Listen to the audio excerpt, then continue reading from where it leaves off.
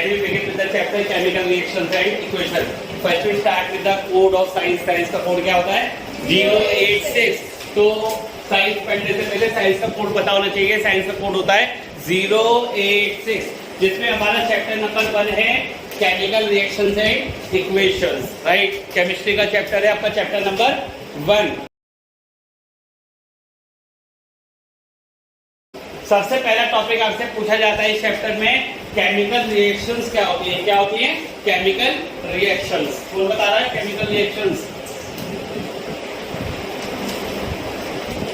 Reaction होने के लिए कम से कम कितनी चीजें चाहिए?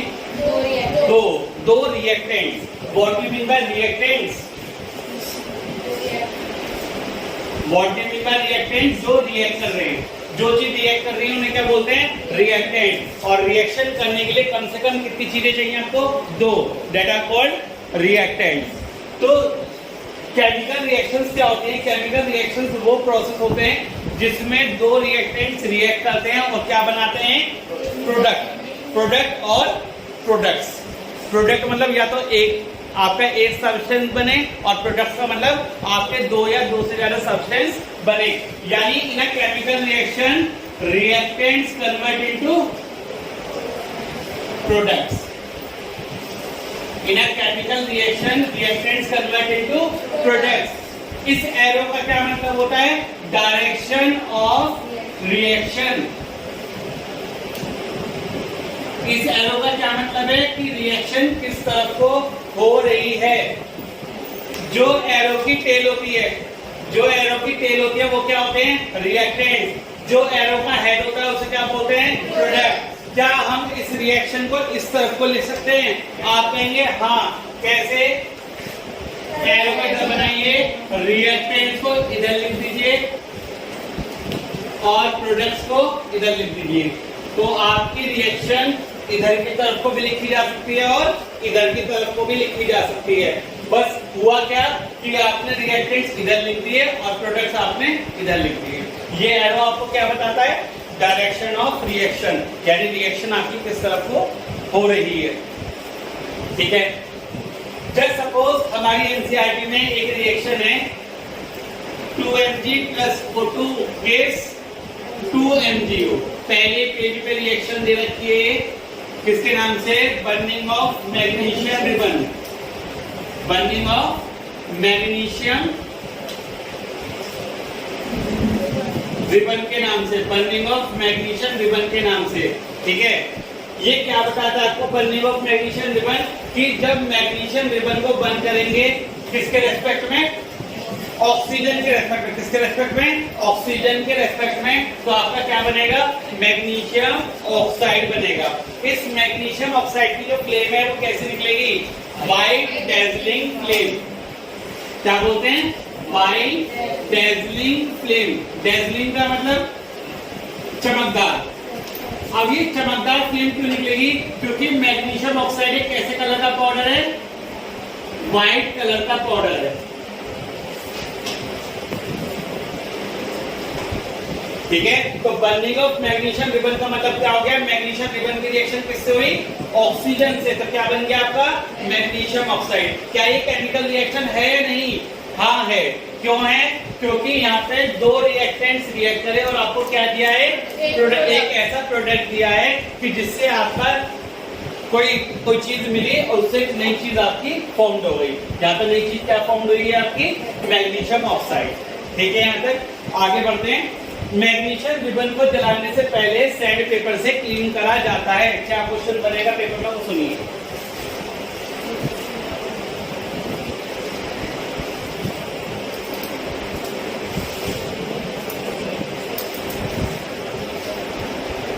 क्वेश्चन बनता है तो पेपर में आके आपका why magnesium ribbon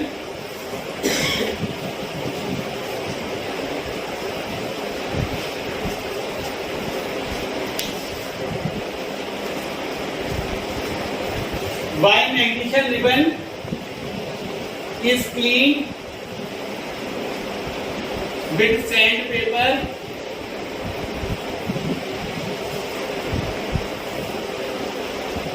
before burning in air. Anyone nose?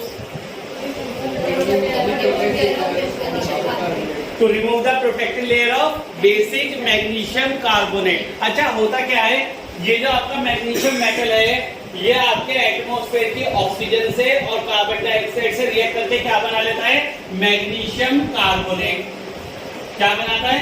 Magnesium carbonate बना लेता है। भाई जो भी आपका मेटल है वो एनवायरनमेंट की ऑक्सीजन से और एनवायरनमेंट की कार्बन डाइऑक्साइड से रिएक्ट करके क्या बना लेता है? Magnesium carbonate. जैसे कि आपको पता है लोहा पड़े पड़े उसके ऊपर क्या लग जाता है? जंग लग जाता है। तो यानी वहां पे आयरन ऑक्साइड की लेयर जम जाती है, तो यहाँ पे किसकी जम जाती है? मैग्नीशियम कार्बोनेट की लेयर। तो मैग्नीशियम को अगर हमें जलाना है तो पहले किसकी लेयर हटानी पड़ेगी? इस कार्बोनेट की लेयर को हटाना पड़ेगा, क्योंकि आपको पता है अगर किसी के ऊपर कार्बोनेट की लेयर है तो यानी कार्बन डाइऑक्साइड है। क्या कार्बन डाइऑक्साइड मैग्नीशियम को जलने देगा? नहीं जलने देगा। तो पहले आपको क्या करना पड़ेगा? सैंड पेपर से उसे क्लीन करना पड़ेगा। What is sand paper? रेगमाल, जो हम लोग पेंट वगैरह को हटाने के लिए, दीवार को फिनिश करने के लिए यूज करते हैं, उसे क्या बोलते हैं? रेगमाल। तो रेगमाल से हमें पहले क्या करना पड़ेगा? मैग्नीशियम रिबन को क्लीन करना पड़ेगा। क्वेश्चन समझ में आ गया? एनसीईआरटी का इंपॉर्टेंट क्वेश्चन है। आगे बढ़ते हैं। इसके बाद आप characteristic of chemical reactions.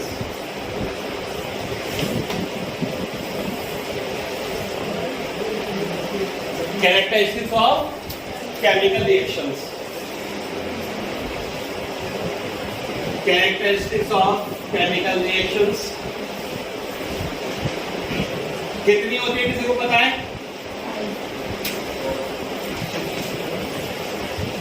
Characteristic of chemical reaction में कितनी होती है आपकी? 5। कौन कौन सी? Number 1 is evolution of gas, number 2 change of colour, number 3 change in state, number 4 change in temperature,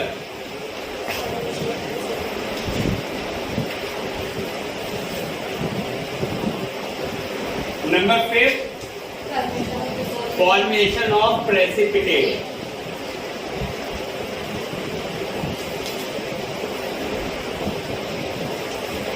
These are the 5 characteristics of chemical reaction, जिसमें एक न एक के ऊपर आपके पेपर में क्वेश्चन आता ही आता है। बहुत सिंपल क्वेश्चन होता है आपका। अगर आपको इन पांचों के बारे में पता है तो आप उस क्वेश्चन को बड़े आराम से कर सकते हैं। पहली बात तो आपको रिएक्शंस आनी चाहिए। जितनी भी रिएक्शंस हमारे नोट्स में लिखी हुई है सब इंपॉर्टेंट है आप लोगों के लिए। सारी रिएक्शंस कैसे रिएक्ट हो रही हैं और कैसे आपकी फॉर्म हो रही है ये आपको आनी चाहिए। मैं आपको यही बोर्ड में बता रहा हूँ एक करके। सबसे पहला टॉपिक क्या है आपका? Evolution of gas. कोई बताना चाहेगा इवोल्यूशन ऑफ गैस के बारे में? जिसने पढ़ा बताइए। इवोल्यूशन ऑफ गैस का मतलब एक केमिकल रिएक्शंस के दौरान गैस आपकी इवोल्व होती है। सबसे common example zinc plus sulphuric acid, Zn plus H2SO4 makes ZnSO4 plus H2। ये सबसे कॉमन रिएक्शन होती है आपकी, ठीक है। सबसे पहला टॉपिक पढ़ने हम लोग कौन सा? Evolution of gas. सबको सिंबल बताइए इवोल्यूशन ऑफ गैस का। इवोल्यूशन ऑफ गैस का सिंबल कैसा होता है? ऊपर की तरफ को एरो। अगर ये ऊपर की तरफ को एरो बना रखा है तो इसका क्या मतलब है? गैस आपकी इवोल्व हो रही है, गैस आपकी निकल रही है, ठीक है। सबसे कॉमन एग्जांपल आपकी एनसीईआरटी के बुक का Zn plus H2SO4 gives ZnSO4 plus H2 और H2 का क्या सिंबल होगा? ऊपर की तरफ को एरो का। यहाँ पे कितनी चीजें पढ़ने की हैं? यहाँ पे 3-4 चीजें पढ़ने की हैं। पहली बात तो किसकी रिएक्शन किससे हो रही है? सबके नाम पता है सबको? Zn zinc, H2SO4 sulphuric acid, ZnSO4 H2 hydrogen. अब इस रिएक्शन में क्या निकल रही है आपकी? हाइड्रोजन गैस निकल रही है। बताओ how can we test the presence of hydrogen gas?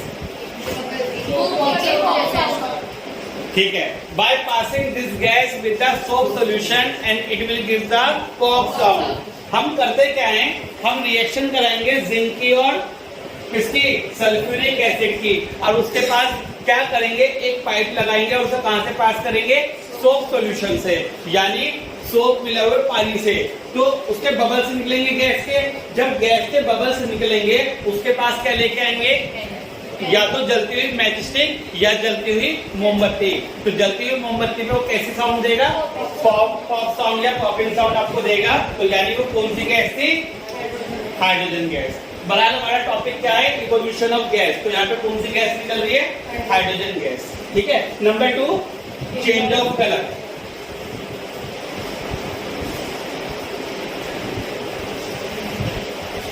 Number 2 is change of colour. क्या मतलब है, अच्छा कलर मेटल का चेंज होगा, सॉल्यूशन का चेंज होगा, सॉल्यूशन का। यानी जब मिलाया था तो सॉल्यूशन का कलर कुछ और था, और जब बन के आया तो सॉल्यूशन का कलर कुछ और होगा। इसका कॉमन एग्जांपल जो पेपर में डिट्टो आता ही आता है वो कौन सा है, Fe, हाँ बिल्कुल वही, आयरन प्लस जिंक सल्फेट या कॉपर सल्फेट वाला, वो भी लिख देता हूँ, Fe प्लस ZnSO4। क्या रिएक्शन होगी नहीं होगी, सोच के बताओ, रिएक्शन हो जाएगी नहीं हो जाएगी, हाँ ना, सोच के बताओ। रिएक्शन, आयरन ऊपर आएगा जिंक नीचे आएगा, जिंक ऊपर आएगा आयरन नीचे आएगा, सोच लो, देखो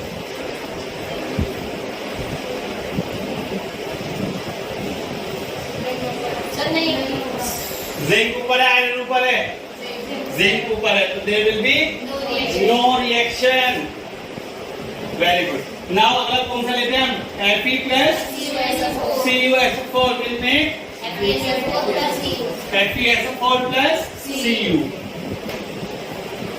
ठीक है, तो कौन सा कलर किस में कन्वर्ट हो रहा है, कॉपर सल्फेट क्या होता है अपना, ब्लू कलर का कॉपर सल्फेट,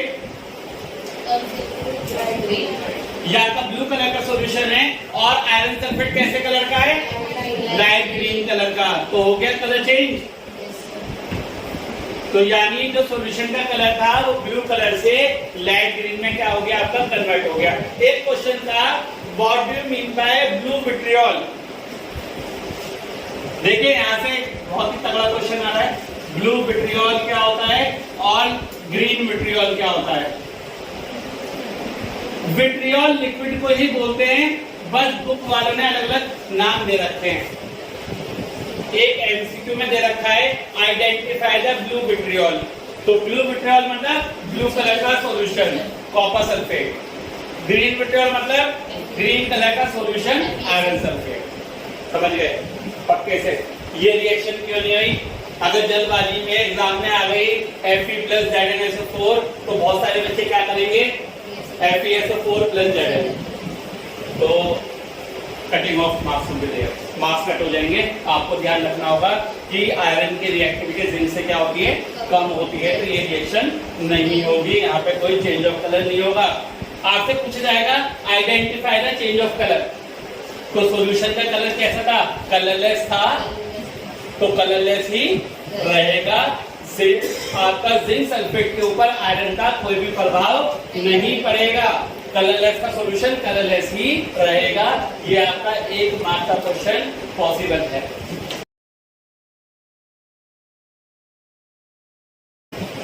ठीक है, हम क्या करेंगे जल्दबाजी में, हम कर देते colourless solution will convert into light green.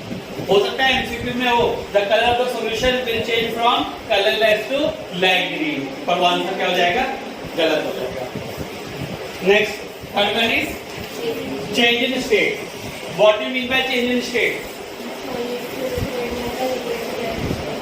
बिल्कुल सही।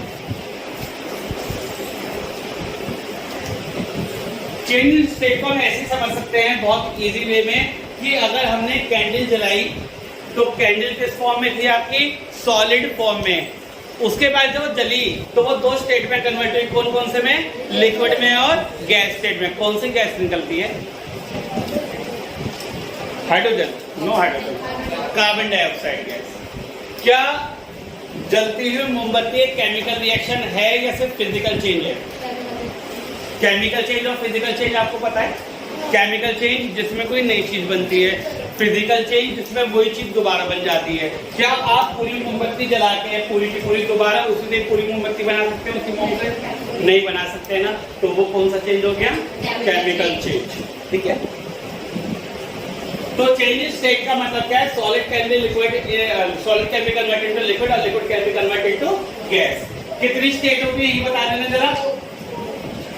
4 स्टेट होती हैं। कौन कौन सी? सॉलिड, सॉलिड को रिप्रेजेंट करते हैं एस से, लिक्विड को रिप्रेजेंट करते हैं एल से, गैस रिप्रेजेंट करते हैं जी से, और एक्वस, ये क्या लिख दिया मैंने? एक्वस को रिप्रेजेंट करते हैं ए क्यू से। ये क्या लिख दिया मैंने? एक्वस, एक्वस क्या होता है? Solute plus solvent. Very good, solid plus solvent. यानी सोल्यूट क्या होता है? जिसे मिलाते हैं। सॉल्वेंट क्या होता है? जिसमें मिलाते हैं। यानी सॉल्ट सॉल्यूशन है तो सॉल्ट हो जाएगा सोल्यूट और वाटर हो जाएगा सॉल्वेंट। तो यूनिवर्सल सॉल्वेंट क्या होता है आपका? वाटर। आपको याद रखना universal solvent is water.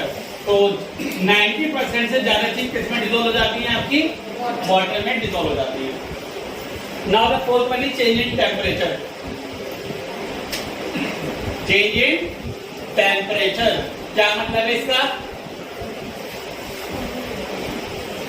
Anyone tell what do you mean by change in temperature?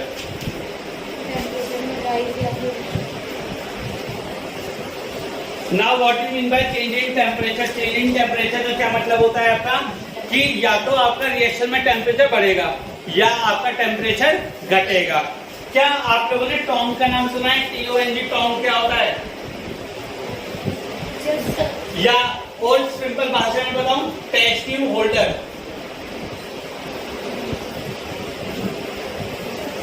क्या मतलब होता है टेस्ट ट्यूब होल्डर का? देखा टेस्ट ट्यूब होल्डर? जिससे हम लोग टेस्ट ट्यूब को होल्ड करते हैं, पकड़ते हैं, उसे साइंटिफिक भाषा में क्या बोलते हैं? टोंग। ठीक है, अब जितनी भी रिएक्शन करी जाती है टेस्ट ट्यूब को किससे होल्ड किया जाता है? टेस्ट ट्यूब होल्डर से पकड़ा जाता है। वाई? क्योंकि उन्हें पता है केमिकल रिएक्शन में कुछ भी हो सकता है। ब्लास्ट भी हो सकती है, टेस्ट ट्यूब फट भी सकती है, हाईली प्रेशराइज्ड गैस भी निकल सकती है, हार्मफुल गैस भी निकल सकती है, या फिर रिएक्शन का टेम्परेचर भी बहुत ज्यादा हो सकता है। तो इसलिए टेस्ट ट्यूब को किससे पकड़ा जाता है? टोंग से या फिर टेस्ट ट्यूब होल्डर से पकड़ा जाता है। राइट? अब चेंज इन टेम्परेचर में 2 टाइप की रिएक्शंस होती हैं। कौन कौन सी? Exothermic, endothermic. एक्सोथर्मिक और एंडोथर्मिक।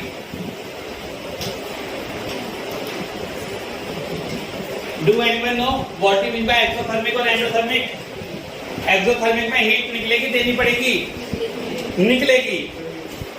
एक्सोथर्मिक में क्या होगा? Heat is evolved, heat is evolved और लिबरेटेड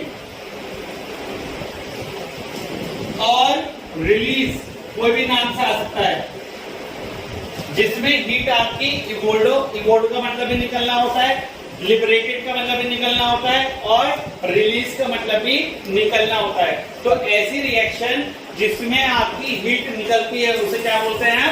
एक्सोथर्मिक रिएक्शन। क्या बोलते हैं? Exothermic reaction. क्या आपको चूने का फॉर्मूला पता है? What do you mean by चूना? Calcium oxide, CaO,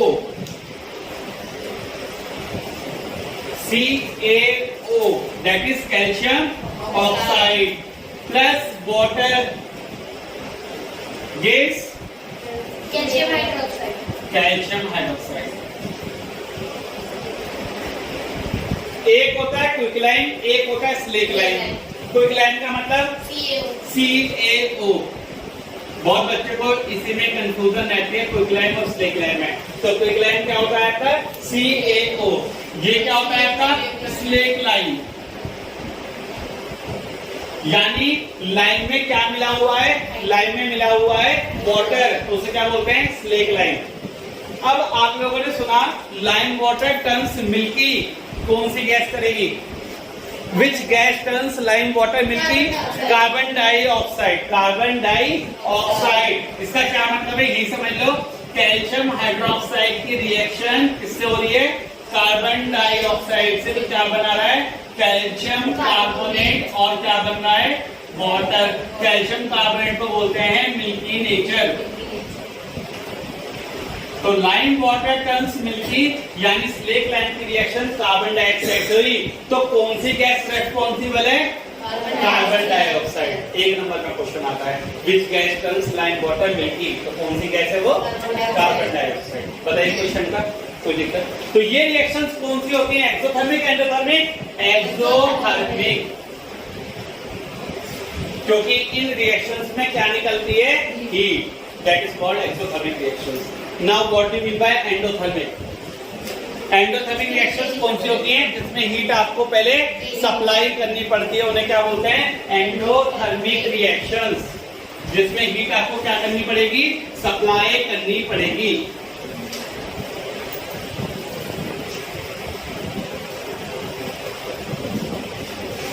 So those reactions in which heat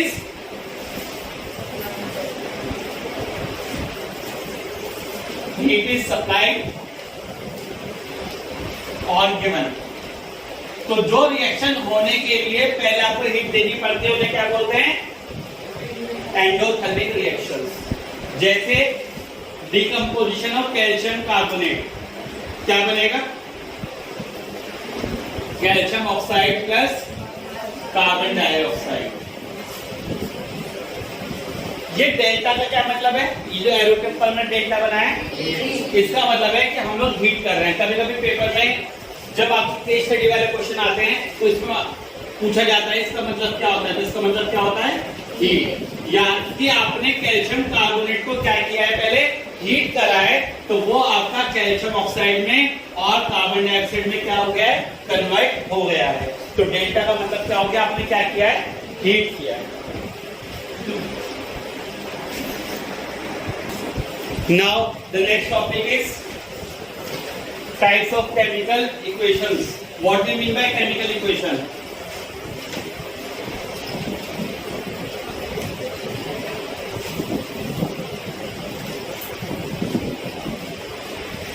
chemical reaction नहीं है, अब क्या है?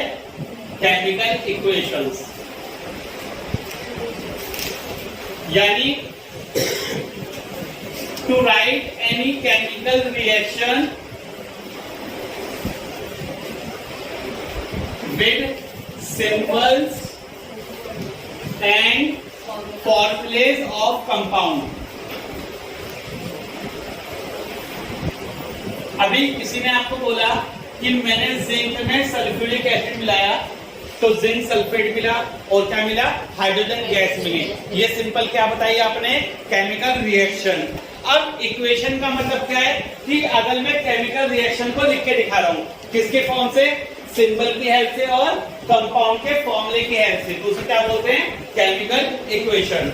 यानी किसी ने आपको बताया zinc plus sulphuric acid gives you zinc sulphate plus hydrogen gas, तो सबसे पहले आप इसकी क्या लिखते हो? Word equation. क्या लिखते हैं? Word equation. कैसे लिखेंगे आप वर्डों में? Zinc plus sulphuric acid gives zinc sulphate plus hydrogen gas.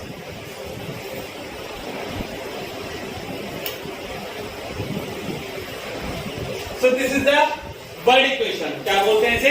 Word equation. यानी केमिकल रिएक्शन को पहले किस फॉर्म में लिखा जाता है? वर्ड इक्वेशन की फॉर्म में। फिर किसके हेल्प से लिखा जाता है? सिंबल्स और फॉर्मूले की हेल्प से। जैसे जिंक का सिंबल क्या होता है?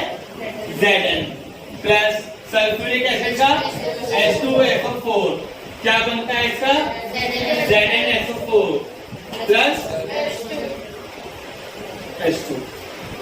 इसे बोलते हैं क्या? Chemical equations. ठीक है। अब मुझे इस केमिकल इक्वेशन को इंफॉर्मेटिव बनाना है। इंफॉर्मेटिव का मतलब क्या होता है कि इसमें इंफॉर्मेशन डालनी है हमें। क्या क्या इंफॉर्मेशन डाल सकते हैं हम? पहली इंफॉर्मेशन तो इसके नाम डाल सकते हैं, यानी आप इसके नीचे इसका नाम लिखते हैं, zinc, sulphuric acid, zinc sulphate और हाइड्रोजन। ठीक है, पहली बात तो आप इसकी क्या डाल दें? नाम डाल दें। दूसरा, आप इसकी फिजिकल स्टेट डाल सकते हैं। तो पहले में तो आ गए नेम्स, दूसरे में क्या देंगे? इसकी physical state. Can anyone tell zinc किस फॉर्म में होगा? Solid, liquid, gas? Solid. Metal है, सॉलिड फॉर्म में होगा। सल्फ्यूरिक एसिड किस फॉर्म में होगा? लिक्विड और एक्वस? एक्वस।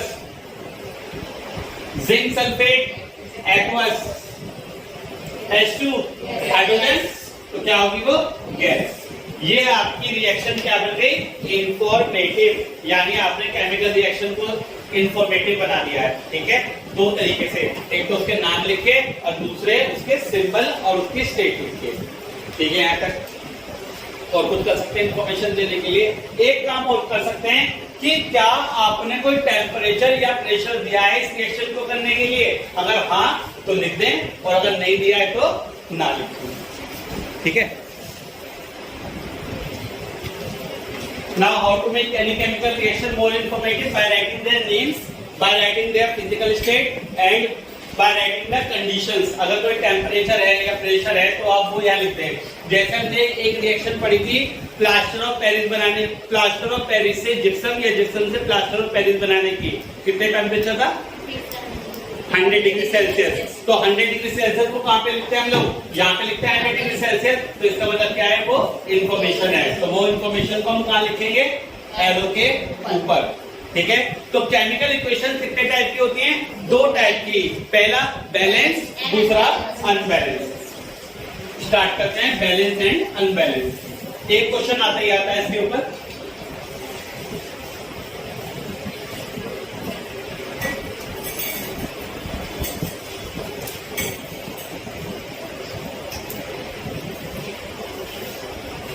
अनबैलेंस का एक नाम और होता है स्केलेटल केमिकल रिएक्शन। बैलेंस।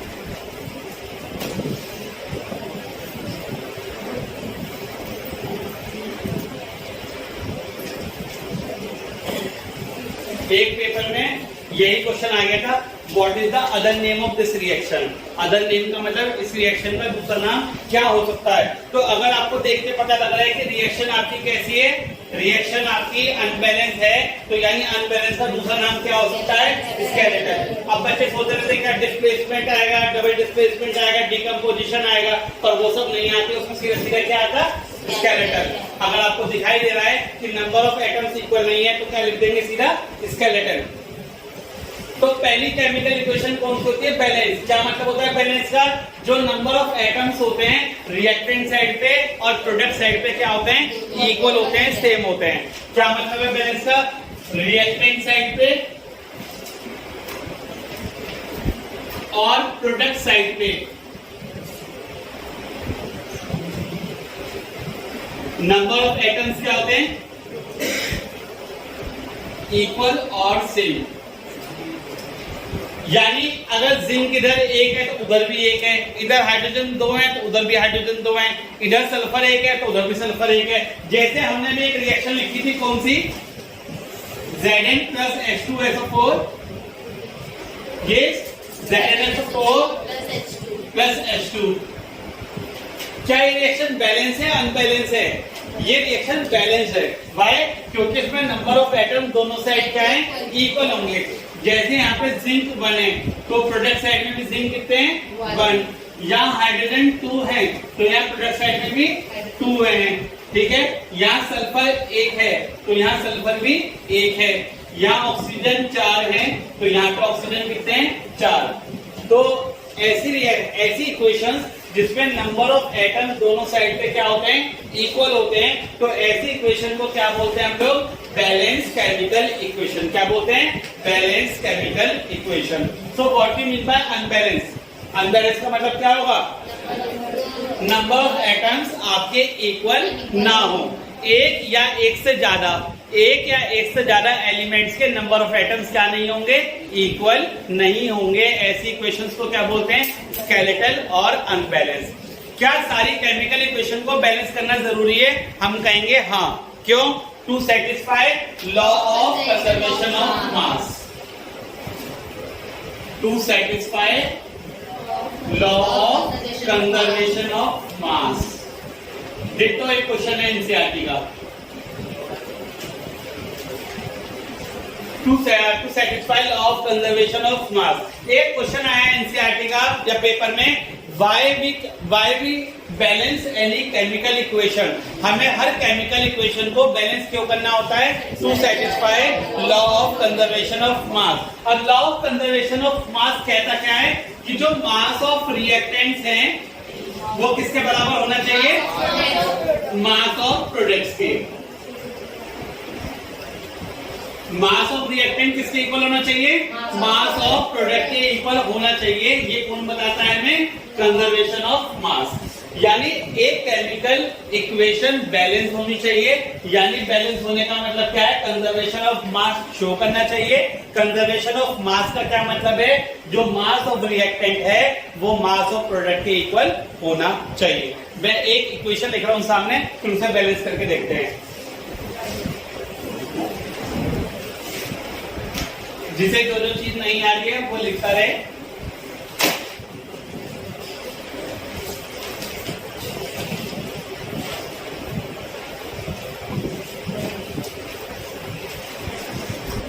एक रिएक्शन है Fe plus H2O gas Fe3O4 plus H2।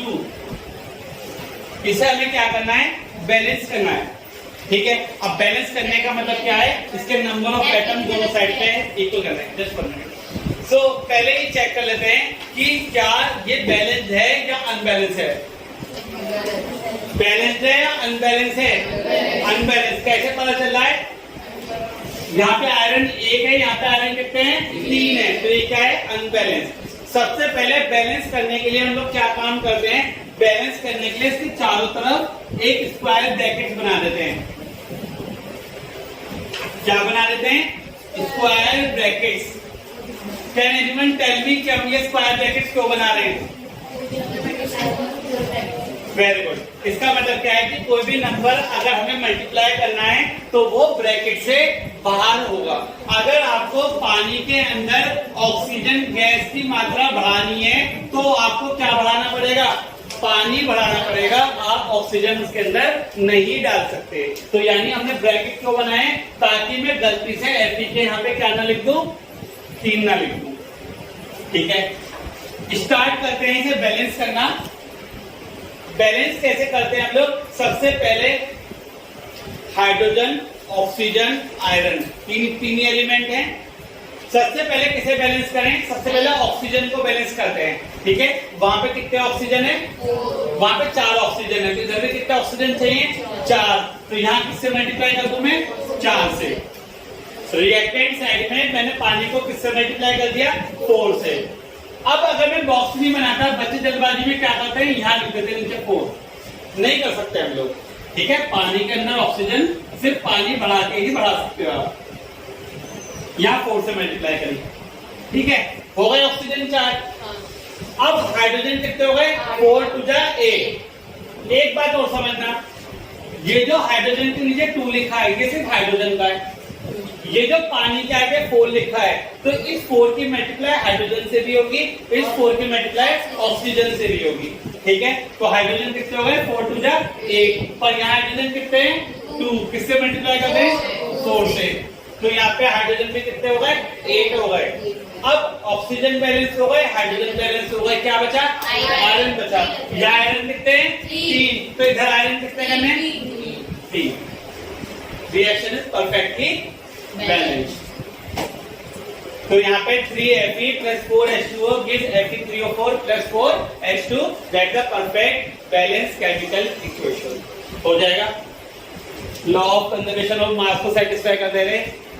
बिल्कुल करेगा, क्योंकि सारे एलिमेंट्स क्या है इसमें? इक्वल हैं। आपके नोट्स में लिखा हुआ है किसी का। ठीक है, केमिकल रिएक्शन को इंफॉर्मेटिव कैसे बनाते हैं? By writing their physical states, by writing their names, by writing their conditions. कौन कौन सी कंडीशन? चाहे टेम्परेचर हो चाहे प्रेशर हो। ठीक है, एक टॉपिक रह गया था हमारा कौन सा, प्रेसिपिटेशन रिएक्शन, वो भी कर लेते हैं टाइप्स ऑफ केमिकल रिएक्शंस में। ठीक है, जो हमारा फॉर्मेशन ऑफ प्रेसिपिटेट रह गया था वो हम लोग इसमें कवर कर लेंगे, किसमें, आपकी टाइप्स ऑफ रिएक्शंस में। सबसे पहली टाइप की रिएक्शन आती है टाइप्स ऑफ केमिकल रिएक्शंस। एक क्वेश्चन आपको आने आना है, आपको पता है इसमें से टाइप्स ऑफ केमिकल रिएक्शंस। सबसे पहले आती है combination reaction. Combination reaction, can anyone tell? कौन बता रहा है कॉम्बिनेशन रिएक्शन क्या होती है? यानी जिन रिएक्शंस में एक ही प्रोडक्ट बनता है, रिएक्टेंट आप कितने भी ऐड कर लें, प्रोडक्ट कितने बनेंगे, सिर्फ एक। ऐसी रिएक्शंस को क्या बोलते हैं, कॉम्बिनेशन रिएक्शन। यानी एरो के टिप साइड में सिर्फ एक ही प्रोडक्ट होना चाहिए। कैसे, 2Mg plus O2 gives 2MgO,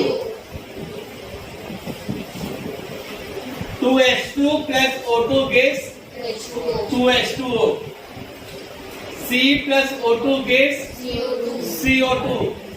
क्या ये सारी रिएक्शन कॉम्बिनेशन है? हाँ है। क्यों? क्योंकि इसमें दो रिएक्टेंट्स मिल रहे हैं और एक आपको सिंगल प्रोडक्ट दे रहे हैं। सबको सबके नाम पता है, magnesium oxide, water, carbon dioxide. ठीक है, कौन सी रिएक्शन है? Combination. The second one reaction is decomposition.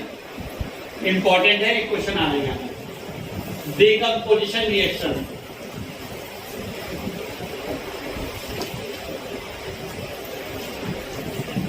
Can anyone tell decomposition? सबसे पहली डेफिनेशन बनती है opposite of combination reaction. Combination reaction. ठीक है, तो पहला ही एनसीईआरटी का क्वेश्चन बना why decomposition reactions are the opposite of combination reaction. तो अपोजिट का मतलब उल्टा हो गया, मतलब यहाँ पे एक सिंगल प्रोडक्ट बनना था, तो इन रिएक्शन में क्या होगा, एक सिंगल रिएक्टेंट होगा। अब दो या दो से ज्यादा क्या होंगे, प्रोडक्ट होंगे। तो यानी रिएक्टेंट एक, प्रोडक्ट दो या दो से ज्यादा। ऐसी रिएक्शन को क्या बोलते हैं, डिकम्पोजिशन रिएक्शन। यानी decomposition of calcium carbonate. Calcium carbonate को हीट करा था तो क्या बना था, कैल्शियम ऑक्साइड और कार्बन डाइऑक्साइड। ऐसी रिएक्शंस को क्या बोलते हैं, डिकम्पोजिशन रिएक्शन। इंपॉर्टेंट क्वेश्चन है कि डिकम्पोजिशन रिएक्शन आपकी हीट से भी होती है, इलेक्ट्रिसिटी से भी होती है और लाइट से भी होती है। इंपॉर्टेंट क्वेश्चन है पेपर का कि decomposition reactions are carried out with respect to heat, light और electricity. Write the reaction suitable. एक रिएक्शन आपको लिख के दिखानी है। किसे आती है एक रिएक्शन तीनों की? पेपर में क्वेश्चन आने ही आना है। Right one reaction of decomposition with respect to heat, light और इलेक्ट्रिसिटी। तो तीन नाम बनते हैं, कौन कौन से? एक हीट से, एक लाइट से और एक इलेक्ट्रिसिटी से। सो कोई बताए जो हीट से होती है उस डिकम्पोजिशन को क्या बोलते हैं? Thermal decomposition. जो आपका हीट से होता है उसे क्या बोलते हैं? Thermal decomposition. जो आपका लाइट से होती है उसे क्या बोलते हैं? फोटो इलेक्ट्रिक या फोटोलाइटिक डिकम्पोजिशन। जो आपका इलेक्ट्रिसिटी से होती है उसे क्या बोलते हैं? Electric decomposition. पहली बात तो आप समझ लीजिए, डिकम्पोजिशन कितने टाइप के होते हैं? तीन टाइप के। कौन कौन से? Thermal, electric, photolytic. Thermal, electric, photolytic. Thermal का मतलब जो किससे होती है? हीट से। फोटोलाइटिक का मतलब जो लाइट से होती है और इलेक्ट्रिक का मतलब जो इलेक्ट्रिसिटी से होती है। तो हीट वाले के दो एग्जांपल हैं, कौन कौन सा? एक तो डिकम्पोजिशन ऑफ आयरन सल्फेट, एक decomposition of Lead lead nitrate. जरा अपनी नोट्स में दोनों रिएक्शन देख लो, क्योंकि पेपर में इतना ही आना ही आना है। आता है सबको? कोई बताए? आयरन सल्फेट वाले की रिएक्शन देखिए जरा। 2Fe4 को क्या करेंगे? हीट करेंगे तो क्या बनेगा? फिर बोलो। Fe2O3 plus SO2 lead nitrate वाले की 2PbNO3 whole twice plus heat तो क्या बनेगा? 2PbO। आगे आगे दो क्वेश्चन बने यहाँ पे। पहला question decomposition of iron sulphate दिखाइए, डिकम्पोजिशन ऑफ लेड नाइट्रेट दिखाइए। ठीक है, तो आपको पता होना चाहिए कौन सा डिकम्पोजिशन है। ये आपका थर्मल डिकम्पोजिशन है। ठीक है, किसकी वजह से हो रहा है? हीट की वजह से। तो जब आयरन सल्फेट को डिकम्पोज करते हैं तो आपके तीन सब्सटेंस बनते हैं। कौन कौन से? Iron oxide, sulphur dioxide, sulphur trioxide. दो गैस है कौन कौन सी? सल्फर डाइऑक्साइड और सल्फर ट्राइऑक्साइड। जब आप लेड नाइट्रेट को हीट करते हो, डिकम्पोज करते हो, तो क्या क्या बनते हैं आपके? लेड ऑक्साइड बनते हैं, नाइट्रोजन डाइऑक्साइड बनती है और ऑक्सीजन गैस बनती है। थर्मल डिकम्पोजिशन है। एक क्वेश्चन बना, मैंने एक कंपाउंड को हीट करा तो मेरा लेड ऑक्साइड बना। एक ऐसी गैस निकली जिसमें ब्राउन फ्यूम्स निकलती है। कैसी फ्यूम्स? Brown fumes. तो आप आइडेंटिफाई करेंगे ब्राउन फ्यूम्स किसकी होती हैं? ब्राउन फ्यूम्स होती हैं नाइट्रोजन डाइऑक्साइड की। डिक्टो क्वेश्चन है आपके बुक में कि जब मैंने एक कंपाउंड को हीट करा तो मेरी ऑक्सीजन बनी, लेड ऑक्साइड बनी। एक गैस निकली जो ब्राउन फ्यूम्स देती है, और वो ब्राउन फ्यूम्स किसकी होती है बेटा? लेड और nitrogen dioxide. Nitrogen dioxide lead oxide की नहीं होती है, वो किसकी होती है? फ्यूम्स यानी गैस। और गैस किसकी होती है? वो नाइट्रोजन डाइऑक्साइड की ब्राउन फ्यूम्स। ठीक है, यहाँ से क्वेश्चन बन रहे हैं, बिल्कुल डिटेल में पढ़ रहे हैं चैप्टर हम लोग, ताकि अगर आप बाद में इस वीडियो को देखें भी तो आपको सारी चीजें क्लैरिफाई हो जाए। ठीक है, नाउ लाइट। तो लाइट से जो होती है उसे क्या बोलते हैं? Photolytic decomposition. अब फोटोलाइटिक में हम दो कंपाउंड पढ़ते हैं। कौन कौन से? सिल्वर क्लोराइड और सिल्वर ब्रोमाइड। बहुत इंपॉर्टेंटली याद रखना है, इसमें दो कंपाउंड कौन कौन से होते हैं? सिल्वर क्लोराइड और सिल्वर ब्रोमाइड।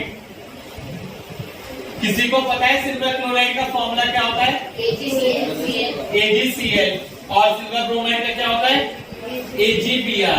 तो सिल्वर क्लोराइड को और सिल्वर ब्रोमाइड को जब मैं डिकम्पोज करूंगा किसकी हेल्प से? लाइट की हेल्प से, तो मेरा क्या क्या बनेगा जरा देखिए। सिल्वर क्लोराइड 2AgCl के थ्रू जब मैं लाइट पास करूंगा तो बनेगा 2Ag प्लस Cl2,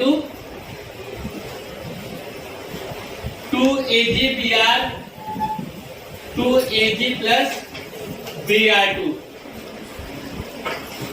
तो जब मैं डिकम्पोजिशन करूंगा लाइट से तो आपके सिल्वर बनेगा और क्या बनेगा? क्लोराइड वाले में क्लोरीन बनेगा, ब्रोमाइड वाले में ब्रोमीन बनेगा। तो आपको पता होना चाहिए कि सिल्वर क्लोराइड से सिल्वर और क्लोरीन गैस बनेगी और सिल्वर ब्रोमाइड से सिल्वर और ब्रोमीन गैस आपकी फॉर्म होगी। तो कौन सा डिकम्पोजिशन होता है? ये आपका होता है फोटोलाइटिक या फिर decomposition bye electricity. Now decomposition bye electricity. Electricity का मतलब क्या होता है? इलेक्ट्रिक डिकम्पोजिशन, यानी डिकम्पोजिशन किससे हो रहा है आपका? इलेक्ट्रिसिटी से। तो that is called electric decomposition, right. अब इलेक्ट्रिक डिकम्पोजिशन और इलेक्ट्रोलाइटिक एक ही बात है। डिकम्पोजिशन बाय पासिंग इलेक्ट्रिसिटी, इसके दो एग्जांपल है आपके बुक में। एक तो वाटर का है। वाटर को आप इलेक्ट्रिक डिकम्पोज करोगे तो आपके किस में कन्वर्ट हो जाएगा? वो हाइड्रोजन और ऑक्सीजन में। और साथ में 2NaCl को डिकम्पोज करोगे तो किस में कन्वर्ट हो जाएगा? वो 2Na प्लस Cl2। डिक्टो दो एग्जांपल हैं, इसके अलावा बनते ही नहीं आपके। ठीक है, इलेक्ट्रिक डिकम्पोजिशन के दो एग्जांपल हैं आपके, एक तो वाटर का और एक सोडियम क्लोराइड का, ठीक है। वाटर में हाइड्रोजन और ऑक्सीजन बनेगी और सोडियम क्लोराइड में सोडियम और आपकी क्लोरीन बनेगी। तो आपको याद रखना पड़ेगा कि ये कौन सा डिकम्पोजिशन है, ये आपका इलेक्ट्रिक डिकम्पोजिशन है, ठीक है। साथ में बहुत ही इंपॉर्टेंट क्वेश्चन बना है यहाँ पे कि जो हाइड्रोजन और ऑक्सीजन का रेशो है वो क्या है, 2:1. During the decomposition of water, the hydrogen and oxygen gas will brings out in the ratio of 2:1. अच्छा, एक पेपर में क्वेश्चन आ गया कि ऑक्सीजन और हाइड्रोजन का रेशियो बताओ, तो क्या आएगा 1:2. पेपर में आपको दोनों मिल सकते हैं, आपको एमसीक्यू में 1:2 भी मिलेगा, आपको 2:1 भी मिलेगा। लेकिन आपको ध्यान रखना है कि हाइड्रोजन और ऑक्सीजन का पूछा है या ऑक्सीजन और हाइड्रोजन का पूछा है, तो रेशियो क्या रहेगा आपका। अगर हाइड्रोजन और ऑक्सीजन का है तो 2:1, ऑक्सीजन हाइड्रोजन का है तो 1:2, याद रहेगा। पेपर में क्वेश्चन आता है एमसीक्यू में कि during the decomposition of water the hydrogen and oxygen will carried out in the ratio of 2:1 because hydrogen formed in double amount and oxygen formed in single amount, ठीक है, याद रखोगे। तो ये आपके एक बहुत ही इंपॉर्टेंट क्वेश्चन तैयार हो गया 3 नंबर का। इसके बाद आपकी एक इंपॉर्टेंट रिएक्शन और आई जिसका नाम क्या है, डिस्प्लेसमेंट रिएक्शन। क्या होती है डिस्प्लेसमेंट रिएक्शंस,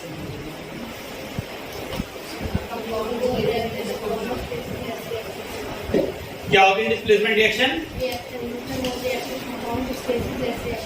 वेरी गुड।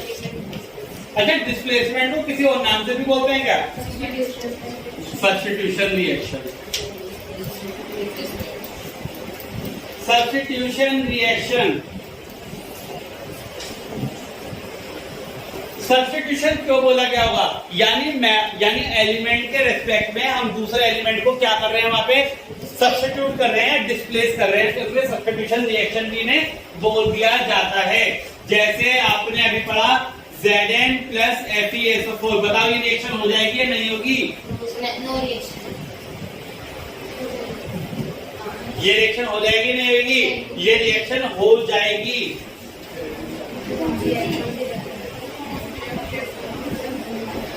क्या ये रिएक्शन हो जाएगी नहीं हो जाएगी, ये रिएक्शन हो जाएगी। क्या बनेगा, zinc sulphate plus iron.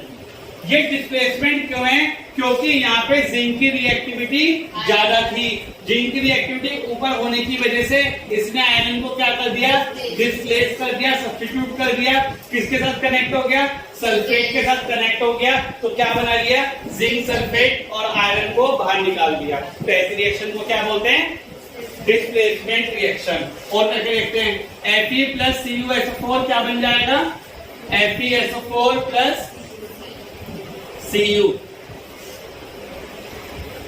Ag plus CuSO4, कहो चिल्ला के AgSO4, reaction will be possible और not, why, because reactivity of silver is less than reactivity of copper, क्योंकि सिल्वर की रिएक्टिविटी कॉपर से कम होगी, इस वजह से ये रिएक्शन पॉसिबल नहीं है, ठीक है। तो डिस्प्लेसमेंट रिएक्शन उन्हीं की होती है जिनकी रिएक्टिविटी एलिमेंट कंपाउंड के मेटल से ज्यादा होगी, ठीक है। Now double displacement, what do you mean bye double displacement,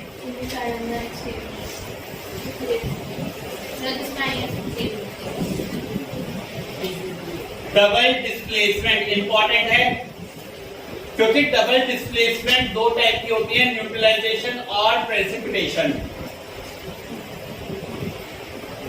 double displacement reaction में 2 कंपाउंड रिएक्ट करते हैं, 2 कंपाउंड क्या करते हैं, रिएक्ट करते हैं और 2 नए कंपाउंड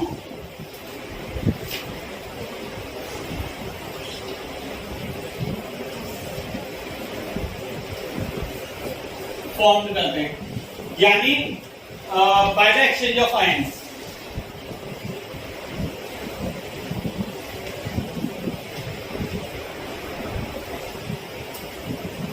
तो क्या होते हैं डबल डिस्प्लेसमेंट रिएक्शन, जिसमें दो कंपाउंड क्या करते हैं, आपस में रिएक्ट करते हैं और दो नए कंपाउंड बना लेते हैं by the exchanging their ion. आपको पता है एक कंपाउंड बनने के लिए हमेशा पहले वाला कटायन होता है, दूसरे वाला एनायन होता है। तो वो अपने आयंस को क्या कर लेते हैं, एक्सचेंज कर लेते हैं। यानी पहले वाले का कटायन दूसरे वाले के एनायन के साथ और पहले वाले का एनायन दूसरे वाले के कटायन के साथ ऐसे क्या कर जाते हैं, आपस में रिएक्ट कर जाते हैं। तो उन रिएक्शंस को क्या बोलते हैं हम लोग, डबल डिस्प्लेसमेंट रिएक्शन। इसका common example BaCl2 plus H2SO4 क्या बनेगा, BaSO4 प्लस 2HCl। देखिए दो कंपाउंड है, कौन कौन से, बेरियम क्लोराइड और सल्फ्यूरिक एसिड। दो नए कंपाउंड बन रहे हैं, कौन कौन से, बेरियम सल्फेट और हाइड्रोक्लोरिक एसिड। तो ऐसे कंपाउंड को क्या बोलते हैं हम लोग, ये दो कंपाउंड हैं, इनके नाम आपको पता होने चाहिए और इन रिएक्शंस को क्या बोलते हैं, डबल डिस्प्लेसमेंट रिएक्शन। सबको नाम याद हो गए, कौन कौन से नाम है, barium chloride, sulphuric acid, barium sulphate, hydrochloric acid. ठीक है, डबल डिस्प्लेसमेंट है। अब डबल डिस्प्लेसमेंट रिएक्शन कितने टाइप की बताई मैंने आपको, दो टाइप की, एक तो प्रेसिपिटेशन और दूसरा neutralisation.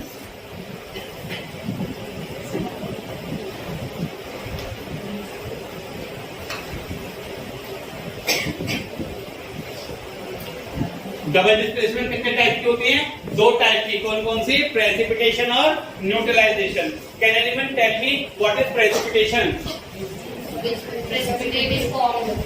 Those chemical reactions in which an insoluble compound precipitate is formed. Insoluble.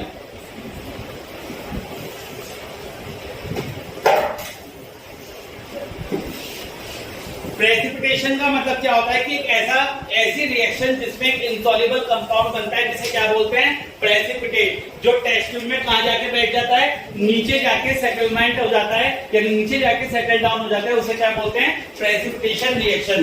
तो बताइए इसमें से प्रेसिपिटेट कौन सा बना, बेरियम सल्फेट। ये व्हाइट कलर का पीपीटी होता है।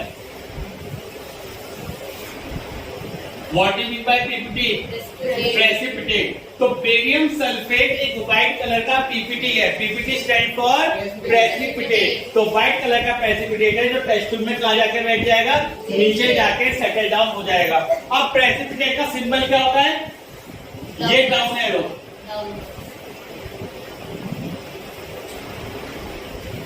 ये जो डाउन एरो होता है किसका सिंबल होता है, प्रेसिपिटेट का। अब आपके पास तीन एरो आ गए, कौन कौन से, एक तो आपके पास ये वाला एरो आ गया, एक आपके पास ये वाला एरो आ गया, एक आपके पास ये वाला एरो आ गया। इन तीनों एरो का मतलब क्या क्या है, बताओ, कौन बता रहा है, direction of reaction, evolution of gas, formation of precipitate. तीनों का मतलब समझ में आ गया, वेरी गुड।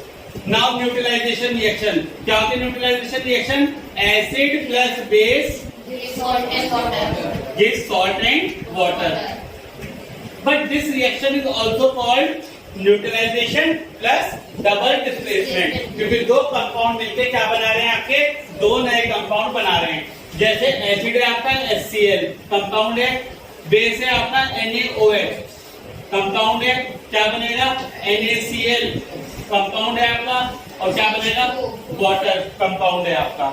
तो यानी ये आपकी न्यूट्रलाइजेशन भी है, क्योंकि ये न्यूट्रल कर रही है किसे, एसिड के इफेक्ट को, एसिड के इफेक्ट को न्यूट्रल कर रही है, इसलिए न्यूट्रलाइजेशन भी है और साथ साथ डबल डिस्प्लेसमेंट भी है। क्यों, क्योंकि इसमें दो कंपाउंड रिएक्ट करके क्या बना रहे हैं, आपके दो नए कंपाउंड आपके फॉर्म कर रहे हैं। तो ये रिएक्शन डबल डिस्प्लेसमेंट भी है और ये रिएक्शन आपकी न्यूट्रलाइजेशन भी है। पूछे किसी पूछना है तो अभी तक। Now the last reaction is redox. इसके ऊपर न्यूमेरिकल आ जाता है पेपर में।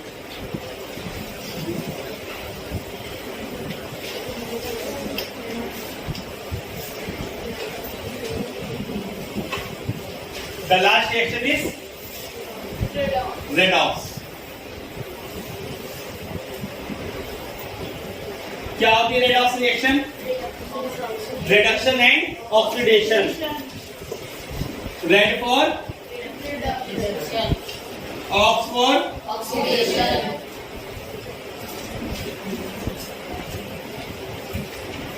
तो ऐसी रिएक्शन जिसमें रिडक्शन भी होता है और ऑक्सीडेशन भी होता है, ऐसी रिएक्शन को क्या बोलते हैं? Redox reaction. रिडक्शन मींस या तो हाइड्रोजन ऐड हो रही हो या ऑक्सीजन रिमूव हो रही हो। ऑक्सीडेशन का मतलब या तो हाइड्रोजन रिमूव हो रही हो या ऑक्सीजन ऐड हो रही हो। अगर आप रिएक्टेंट से प्रोडक्ट साइड में देख रहे हैं,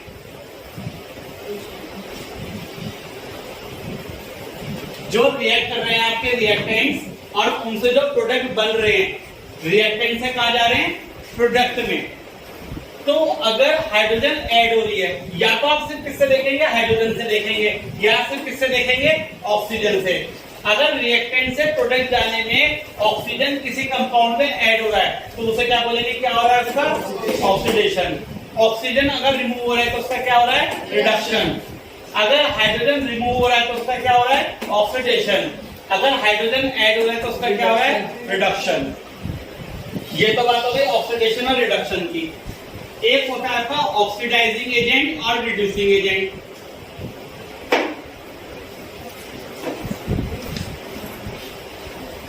क्या किसी को सिंपल भाषा में पता है ऑक्सीडाइजिंग एजेंट कौन से होते हैं, रिड्यूसिंग एजेंट कौन से होते हैं? ऑक्सीडाइजिंग रिडक्शन Reduction करते हैं oxidizing agent होते हैं. ठीक है। और रिड्यूसिंग ऑक्सीडेशन।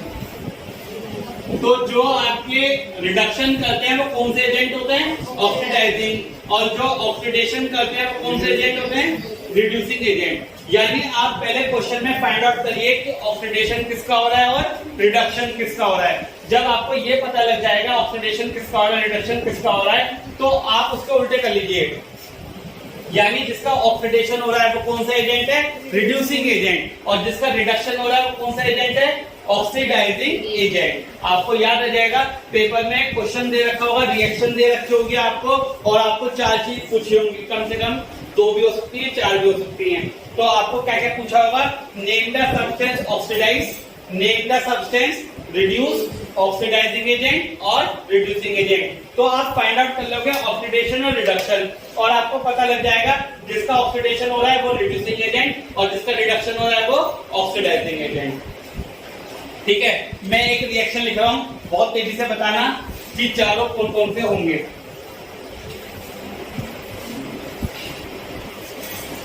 ठीक है, आपको 10 सेकंड मिलेंगे बस, क्योंकि वो रिएक्शन सब लोग पहले भी पढ़ चुके हैं।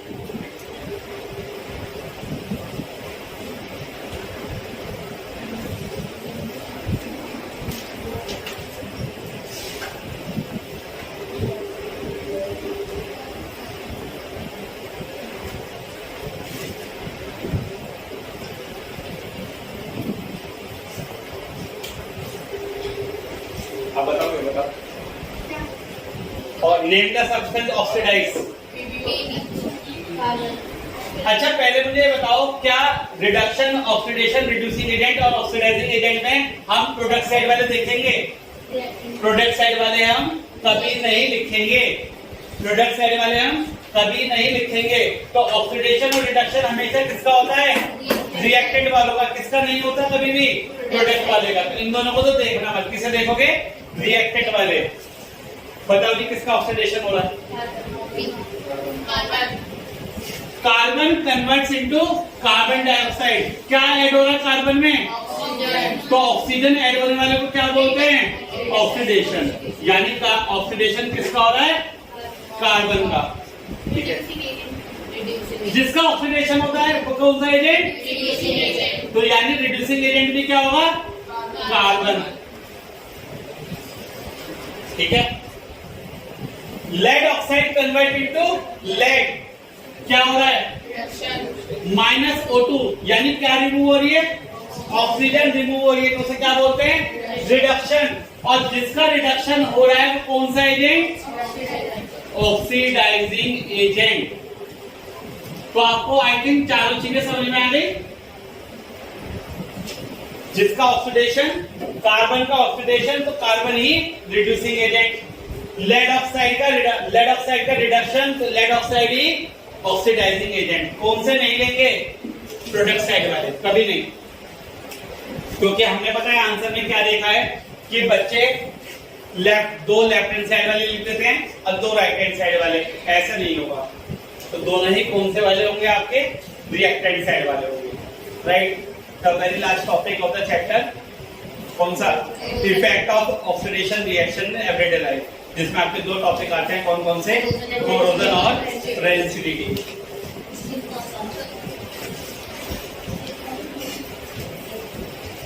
Effect of oxidation reaction in everyday life, हमारे रोजमर्रा की जिंदगी में ऑक्सीडेशन का क्या प्रभाव होता है, उसे क्या बोलते हैं? Effect of oxidation reaction in everyday life, right. तो दो तरीके से प्रभाव पड़ता है, या तो कोरोजन या फिर रेंसिडिटी। अच्छा, पहले तो कोरोजन किसका होता है और रेंसिडिटी किसकी होती है, ये समझ लेते हैं।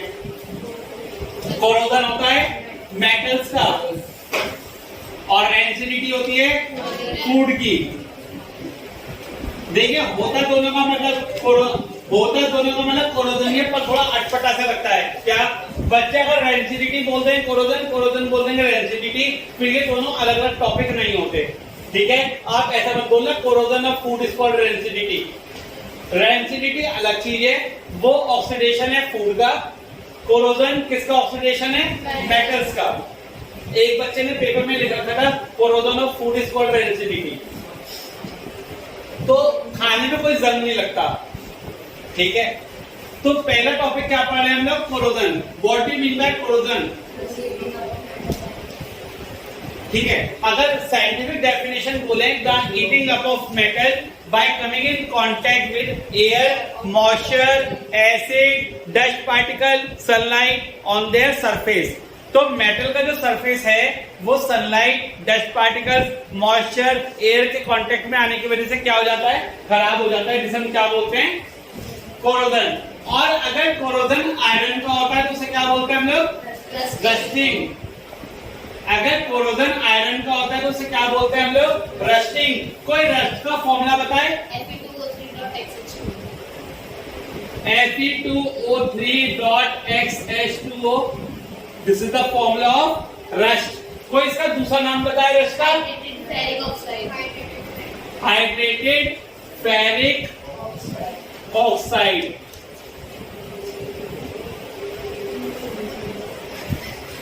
Hydrated ferric oxide is the other name of rust. Fe2O3.XH2O। एक पेपर में अगर क्वेश्चन पूछ लिया जाए आपसे कि ये X क्या है? Number of water molecules. X क्या है? Number of water molecules. तो ये फॉर्मूला होता है रस्ट का। पेपर में क्वेश्चन है व्हाट इज रस्ट, तो रस्ट क्या होता है आपका? Hydrated ferric oxide. Rust is hydrated ferric oxide and it's formula is Fe2O3.XH2O, where X is the number of water molecules, ठीक है। तो that is corrosion. How we can prevent the corrosion? कैसे prevent करेंगे corrosion को? By oiling, by painting, by galvanisation. ये कुछ बच्चे पूछना चाह रहे होंगे गैल्वेनाइजेशन में क्या करते हैं? जिंक की कोटिंग कराते हैं किसके ऊपर? आयरन के ऊपर। अगर आयरन को बचाना है तो आयरन के ऊपर किसकी कोटिंग कर देंगे? जिंक की। तो क्या बच जाएगा आपका? आयरन। तो by oiling, by painting, by galvanisation, by electroplating. Electroplating का एक नाम और दे दिया गया है, क्या? Chromium plating. यानी दूसरे मेटल की अगर प्लेट चढ़ाते हैं दूसरे मेटल पे तो उसे इलेक्ट्रोप्लेटिंग ही बोलते हैं। तो यानी क्रोमियम प्लेटिंग किसके अंदर ही आ जाएगा? इलेक्ट्रोप्लेटिंग के अंदर ही आ जाएगा। The very last topic that is called rancidity. What do you mean bye rancidity?